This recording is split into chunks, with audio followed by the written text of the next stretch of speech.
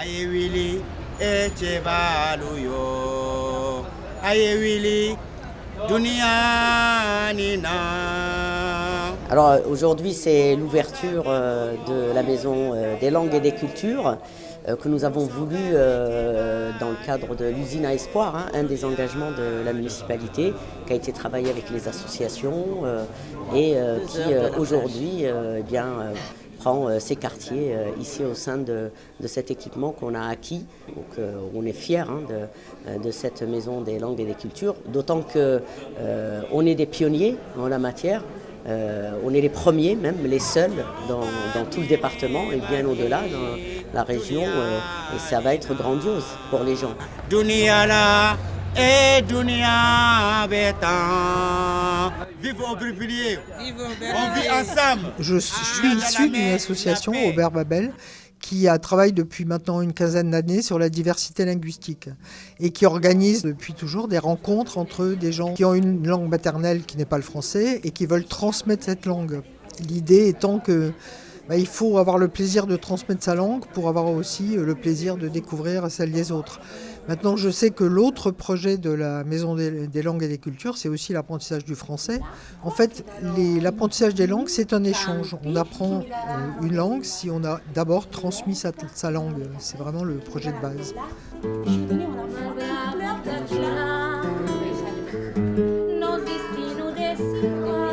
Il y avait toutes les familles étaient polyglottes. Et aujourd'hui, c'est grâce un peu à la migration qu'on va retrouver cette qualité de la France.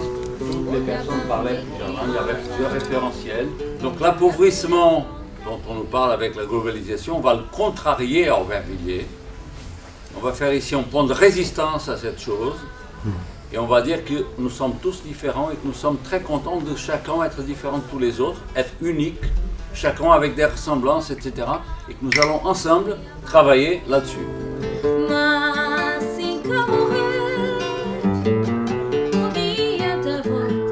Alors c'était lors des rencontres citoyennes, c'était un certain nombre de jeunes notamment qui avaient dit on aimerait bien rêver et dire un peu tous nos espoirs, parce qu'on en a tous plusieurs, parfois ils sont communs, parfois chaque génération, et on avait nommé ça l'usine à espoir, l'idée de fabrique, l'idée de produire. C'est une ville qui est née aussi de la production, de l'industrie, de l'agriculture, donc elle a toujours produit et elle a toujours été fière de construire.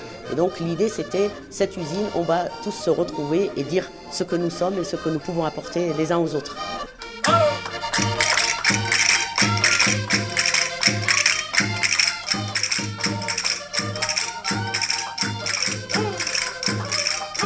Alors pour l'instant c'est une maison en préfiguration, donc le lieu il est ouvert depuis ce matin au public et il va pendant une semaine en fait, il y a un certain nombre d'activités, c'est un panel de toutes nos activités pour les mois à venir, que ça soit des ateliers de conversation, de la chorale, des chants, des exposés aussi, des conférences. Aussi les parents eux-mêmes ne vivent pas très bien leur bilinguisme, Alors la gestion de lieu jusque-là, donc il y a un pilotage à deux. D'un côté, nous avons l'association donc Maison des langues et des cultures qui est née en 2017. Et il y a aussi la vie associative qui suit ce projet en fait depuis son démarrage, depuis le démarrage de l'engagement municipal. Voilà. Et ensuite, à terme, le but c'est de recruter 2 personnes qui vont animer en fait ce lieu.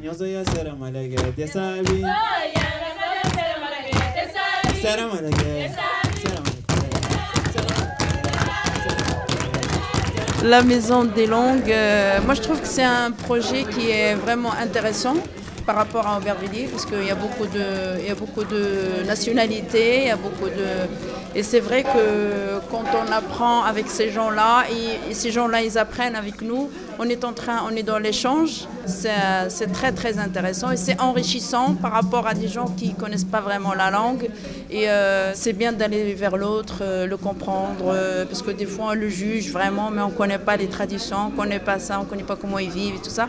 Et ça ici, c'est un lieu pour vraiment comprendre tout ça.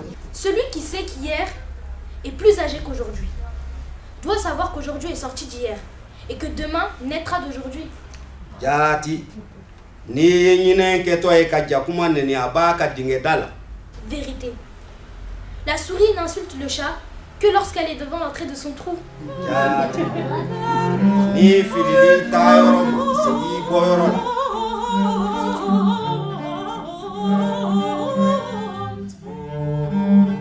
Villette 4 Chemins, d'abord c'est le lieu qui évolue énormément. Il y a des aménagements urbains, il y a des constructions de logements.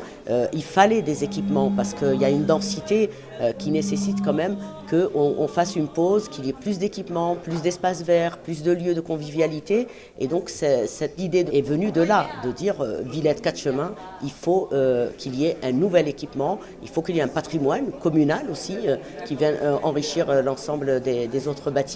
Puis à 2 pas du métro, pour le coup ce métro-là, il est là, ça permet de rayonner au-delà d'Aubervilliers pour les enseignants, pour des élèves. On est à 2 pas du lycée Jean-Pierre Timbaud.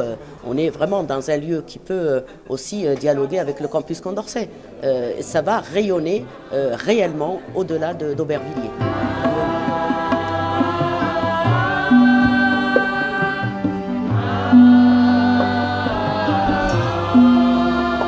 La journée du 21 février est une journée très importante à Aubervilliers puisqu'elle est célébrée depuis maintenant presque 10 ans.